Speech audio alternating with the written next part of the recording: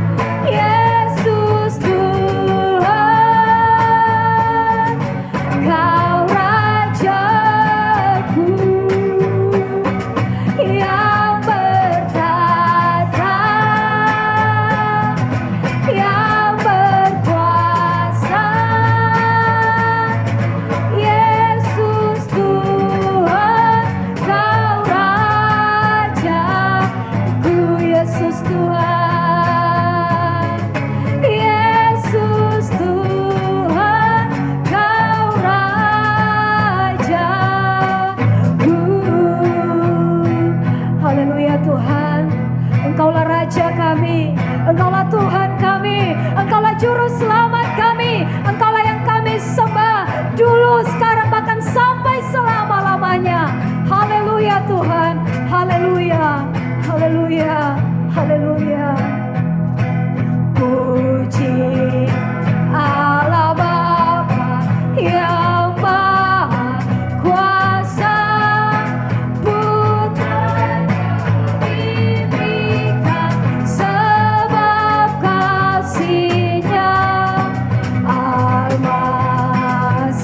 disalib demi yang sesat, terbukalah pintu menuju selamat.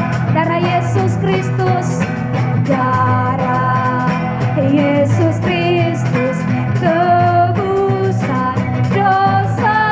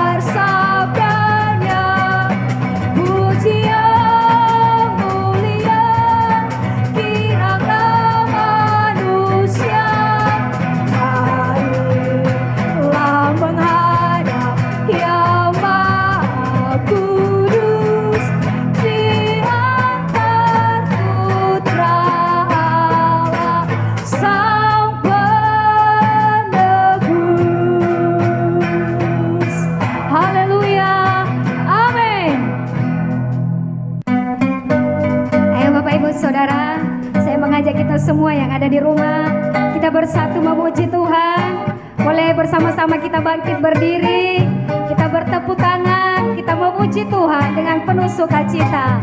Kita katakan satu kita sekalian, satu kita sekalian. Haleluya. Kasih Tuhan menyatukan, bersatulah kita.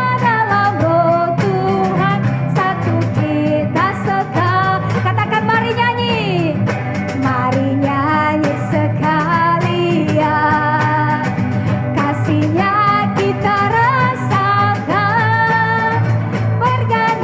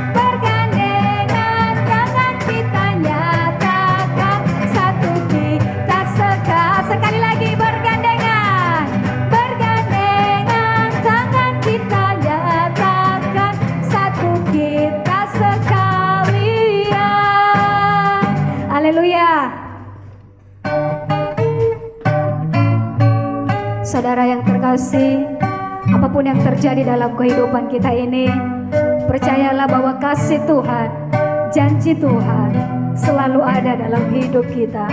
Mari kita yang sakit imani pujian ini bahwa firman Tuhan mampu menyembuhkan kita. Firman Tuhan mampu menyelamatkan kita. Sebab bagi Tuhan tidak ada yang mustahil.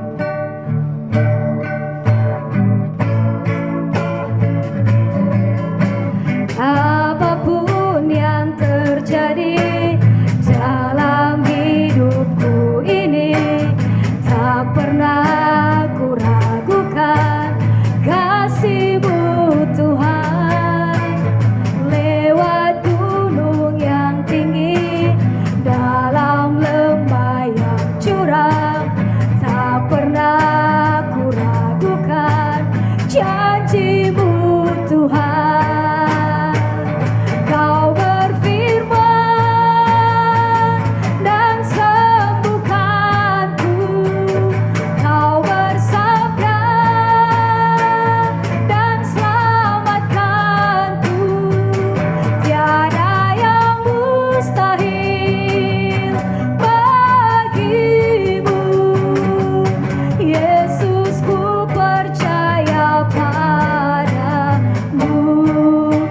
Yang terjadi dalam kehidupan kami ini Tuhan, tak pernah kami meragukan kasih-Mu.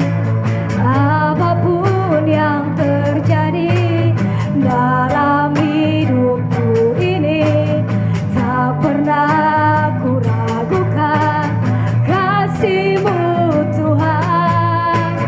Lewat gunung yang tinggi, dalam lembah yang curam, tak pernah janji-Mu. Kau berfirman, Kau berfirman dan sembuhkanku. Kau bersabda dan selamatkanku. Tiada yang mustahil bagi-Mu. Yesus, ku percaya Kau berfirman, Kau berfirman dan sembuhkan. Kau bersabda Tuhan, Kau bersabda dan selamatkanku. Tiada yang mustahil bagi-Mu.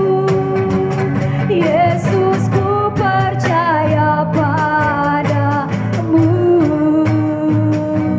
Yesus, ku percaya padamu. Yesus, ku percaya padamu.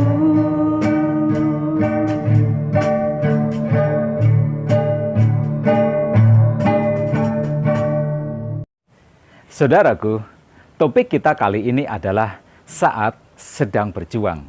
Jadi ini adalah untuk kita semua yang suksesnya sedang diperjuangkan. Nah, berbicara tentang kesuksesan, kesuksesan tidak didefinisikan sebagai sebuah tujuan, melainkan sebuah perjalanan. Dalam sebuah perjalanan, setiap langkah sangatlah penting, karena langkahlah yang mendekatkan kita kepada kesuksesan. Ada sebuah peribahasa kuno dari Tiongkok yang berkata, perjalanan 1 mil dimulai dari 1 langkah. Maka yang terpenting dalam hidup ini ialah memastikan bahwa kaki kita ini tetap terayun melangkah sampai akhirnya kita tiba di tujuan.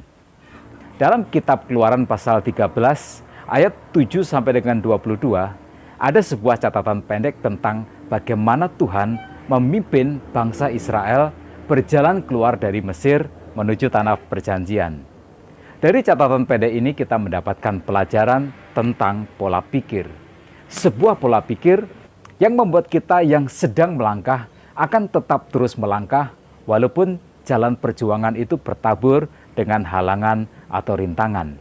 Nah, pola pikir yang pertama adalah bukan cepatnya yang terpenting, tetapi sampainya ke tujuan itu yang jauh lebih penting.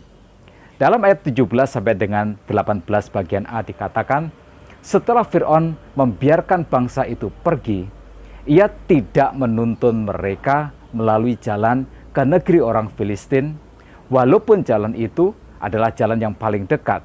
Sebab firman Allah, jangan-jangan bangsa itu menyesal apabila mereka menghadapi peperangan, sehingga mereka kembali ke Mesir. Tetapi Allah menuntun bangsa itu berputar melalui jalan di padang gurun menuju Laut Teberau. Puji Tuhan, Tuhan mengerti setiap kita. Tuhan mengerti seberapa kita kuat atau seberapa kita lemah. Tuhan mengerti seberapa kita siap atau sebenarnya kita itu jauh dari siap. Tuhan tahu setiap kita. Dan bangsa Israel ini, mereka belum siap. Mereka belum siap untuk membayar harga dari sebuah kesuksesan. Rute yang tercepat untuk sampai ke tanah perjanjian dari Mesir adalah melewati negeri orang Filistin. Itu adalah rute yang terdekat. Tetapi ada risiko di situ. Mereka harus menghadapi peperangan yang hebat nanti. Mereka harus bertempur. Mereka harus bertaruh nyawa, sesuatu yang menurut Tuhan bangsa ini belum siap. Mereka belum siap untuk membayar harga. Mereka belum siap dengan resiko. Maka Tuhan membawa mereka berputar melalui jalan di padang gurun.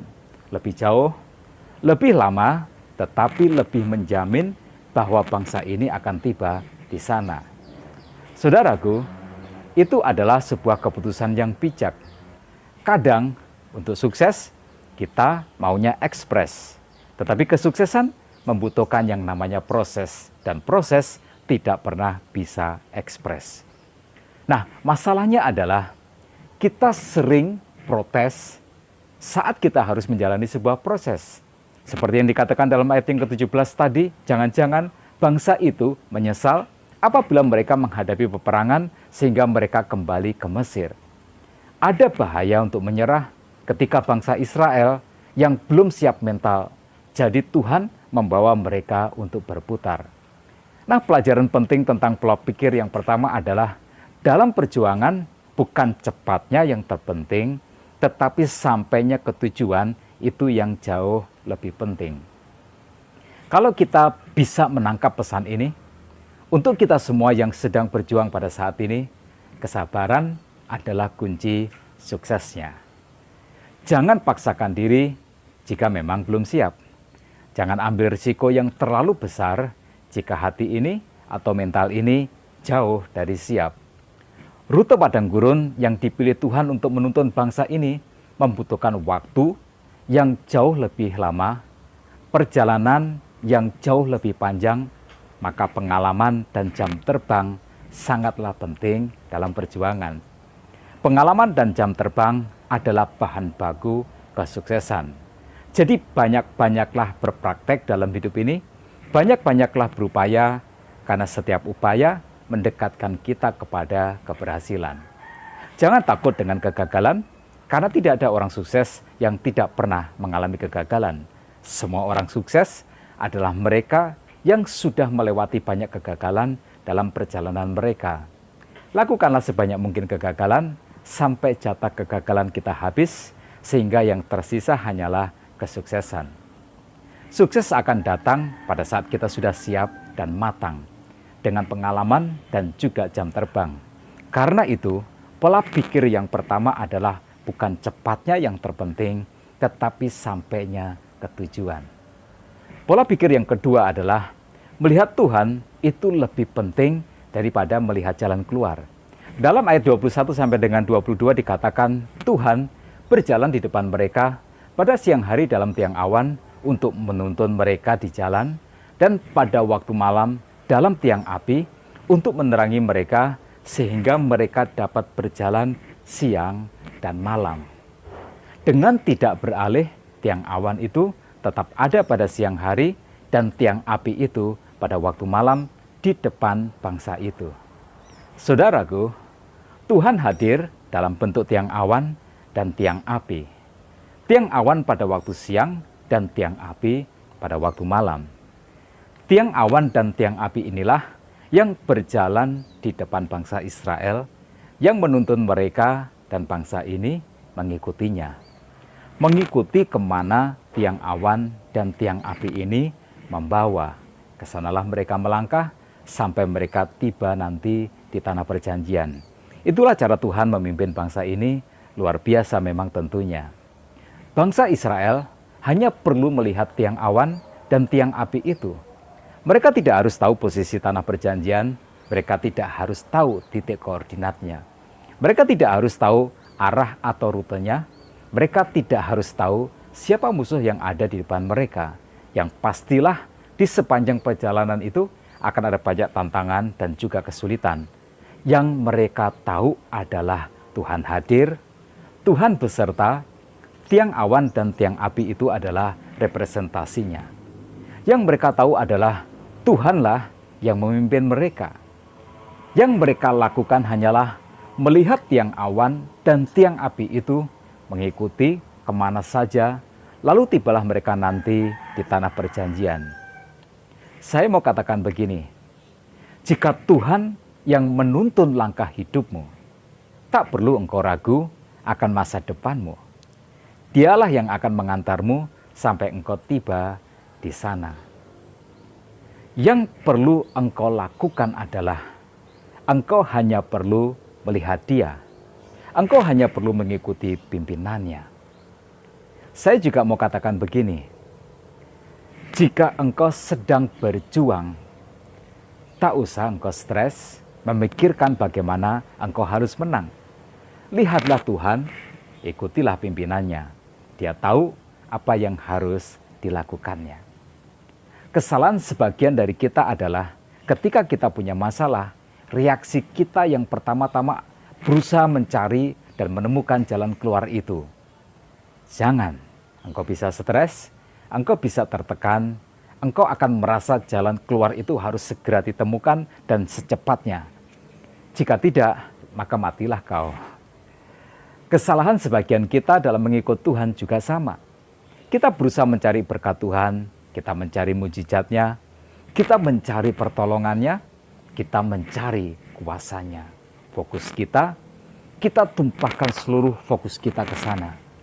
Kita melupakan satu hal yang paling penting dalam hidup ini, yaitu Tuhan. Tuhan yang menjadi sumber berkat, Tuhan yang menjadi sumber pertolongan, Tuhan yang menjadi sumber mujizat, Tuhan yang menjadi sumber kuasa. Saudaraku, melihat Tuhan itu lebih penting daripada melihat jalan keluar. Cobalah dan engkau akan menemukan keindahannya. Pola pikir yang ketiga yang harus kita miliki saat kita sedang berjuang adalah besarnya kekuatan musuh bukanlah ukuran besarnya musibah kita, tetapi adalah ukuran dari besarnya kekalahan yang akan mereka derita. Besarnya kekuatan musuh adalah besarnya kemenangan yang kelak akan kita terima. Setelah bangsa Israel keluar dari Mesir, apa yang kemudian dilakukan oleh Firaun?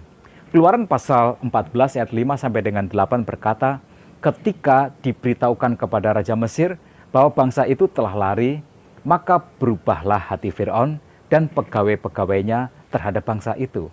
Dan berkatalah mereka, apakah yang telah kita perbuat ini? Bahwa kita membiarkan orang Israel pergi dari perbudakan kita? Kemudian ia memasang keretanya dan membawa rakyatnya serta. Ia membawa 600 kereta yang terpilih, ya, segala kereta Mesir, masing-masing lengkap dengan perwiranya. Demikianlah Tuhan mengeraskan hati Firaun, Raja Mesir itu, sehingga ia mengejar orang Israel. Tetapi orang Israel berjalan terus dipimpin oleh tangan yang dinaikkan. Firaun unjuk kekuatan. Dia mengarahkan seluruh kekuatan militernya. Dia kerahkan 600 kereta perang dengan perwiranya. Dia kerahkan seluruh rakyatnya. Mereka ingin membawa kembali bangsa Israel ke Mesir untuk menjadi budak mereka lagi. Ini yang kita perlu mengerti. Walau Tuhan berjalan di depan bangsa Israel, walau Tuhan yang memimpin bangsa ini, tetapi masalah masih akan tetap ada. Bahaya masih akan tetap mengancam. Nah, itulah yang namanya kehidupan. Dikatakan dalam Keluaran pasal 14 ayat yang ke-10, ketika Fir'aun telah dekat, orang Israel menoleh, maka tampaklah orang Mesir bergerak menyusul mereka. Lalu sangat ketakutanlah orang Israel dan mereka berseru-seru kepada Tuhan. Ayat 13 dan 14 berkata, tetapi berkatalah Musa kepada bangsa itu, janganlah takut, berdirilah tetap dan lihatlah keselamatan dari Tuhan yang akan diberikannya hari ini kepadamu. Sebab orang Mesir yang kamu lihat hari ini tidak akan kamu lihat lagi untuk selama-lamanya. Tuhan akan berperang untuk kamu dan kamu akan diam saja. Musa memberikan kata-kata penguatan. Lalu kemudian apa yang terjadi? Tuhan memerintahkan Musa untuk memukulkan tongkatnya ke laut Teberau dan air laut itu terbelah menjadi dua sehingga menjadi sebuah jalan daratan yang kering. Bangsa Israel segera menyeberangi laut Teberau dan sampai mereka di seberang. Sementara itu Firaun dan pasukannya yang mencoba memanfaatkan laut yang terbelah itu untuk mengejar bangsa Israel, Tuhan tenggelamkan semua mereka di tengah lautan. Jadi kita bisa melihat bahwa pasukan Firaun yang begitu banyak itu bukan ukuran musibah yang akan diterima oleh bangsa Israel, tetapi itu adalah ukuran besarnya kekalahan yang segera akan diterima oleh Firaun. Jadi jangan salah fokus, jangan salah menyimpulkan. Ketika Tuhan berkata jangan takut atau jangan khawatir, itu bukan karena di dalam Tuhan engkau tidak akan punya masalah atau ujian atau cobaan, bukan. Jika Tuhan mengizinkan engkau punya masalah, itu juga bukan berarti ada sesuatu yang salah dalam hidupmu, bukan. Saat Tuhan ingin memberikan kita kemenangan, maka Ia akan mengizinkan persoalan hadir dalam hidupmu. Yang kita perlu mengerti adalah cara kita menyikapinya. Besarnya masalah bukanlah ukuran besarnya musibah, tetapi ukuran besarnya kemenangan yang kelak akan kau terima. Jadi bagaimana sekarang? Menyerah? Jangan. Teruslah tetap melangkah, teruslah tetap berjuang. Kita sudah punya 3 pola pikir yang akan membuat kita tetap terus melangkah di dalam hidup ini. Yang pertama, bukan cepatnya yang terpenting, tetapi sampainya ke tujuan. Jadi bersabarlah ketika masih harus berjuang. Yang kedua, melihat Tuhan itu lebih penting daripada melihat jalan keluar. Tidak usah kita pusing-pusing memikirkan bagaimana cara kita untuk meraih kemenangan. Lihatlah saja Tuhan, ikutilah pimpinan dan kehendaknya. Dia tahu apa yang harus dilakukannya. Yang ketiga, besarnya masalah bukanlah ukuran besarnya musibahmu, tetapi ukuran besarnya kemenangan yang kelak akan kau terima dari Tuhanmu.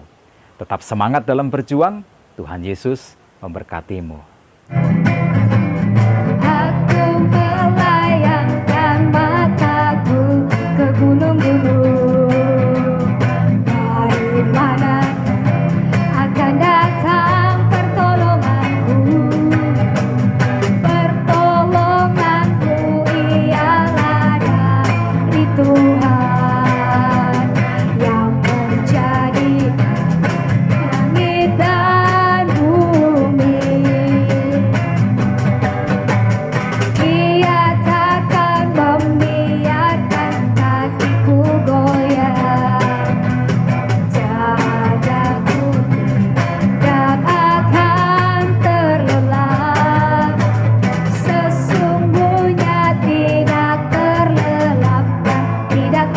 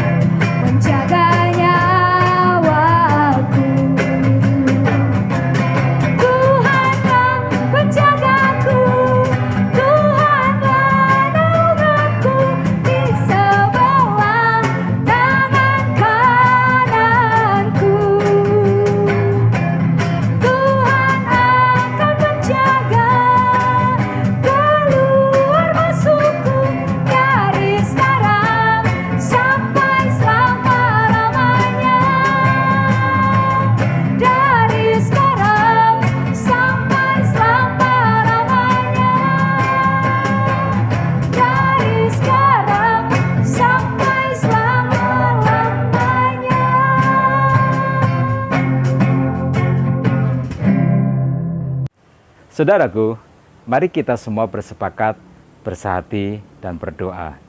Ya Tuhan, dengan hati yang bersyukur, kami datang kepadamu. Engkaulah sumber kehidupan kami, Engkaulah sumber kekuatan kami.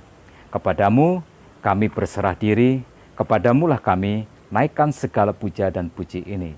Di tengah-tengah pandemi COVID-19 yang sampai saat ini masih belum reda di negeri kami bersyukur sebab negeri kami mengalami pertumbuhan 7,07% di kuartal kedua tahun ini, sehingga negeri kami dapat keluar dari resesi ekonomi.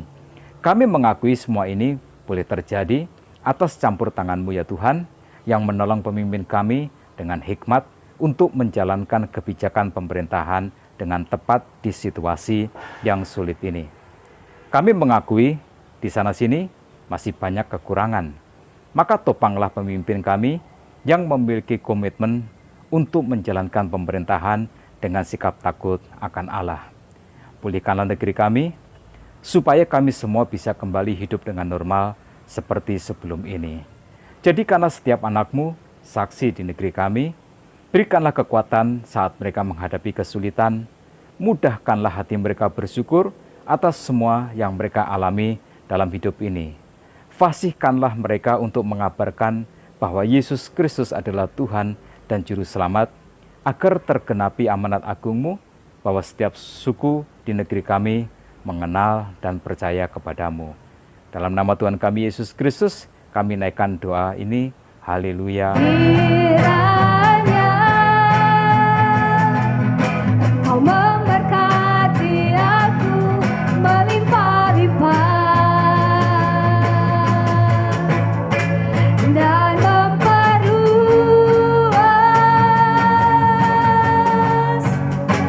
daerahku,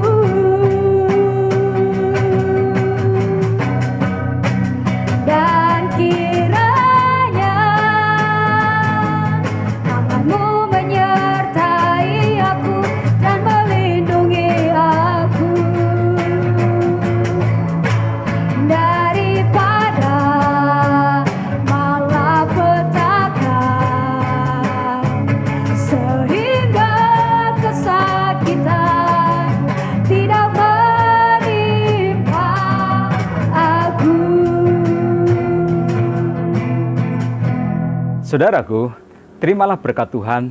Tuhan memberkati engkau dan melindungi engkau. Tuhan menyinari engkau dengan wajah-Nya dan memberikan engkau kasih karunia.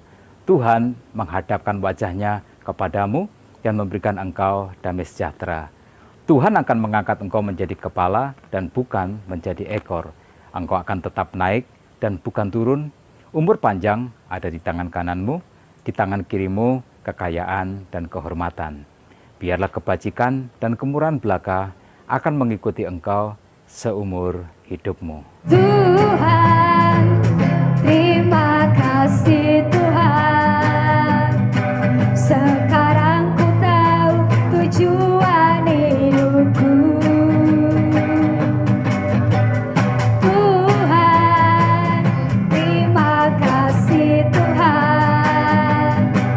Hidupku kini berarti bagimu. Aku ada untuk jadi penyembah-Mu, bersekutu menjadi murid-Mu, melayani Tuhan dan menjadi saksi, bawa jiwa bagi Tuhan, bawa jiwa bagi Tuhan, bawa jiwa bagi Tuhan. Shalom semuanya, Tuhan Yesus memberkati.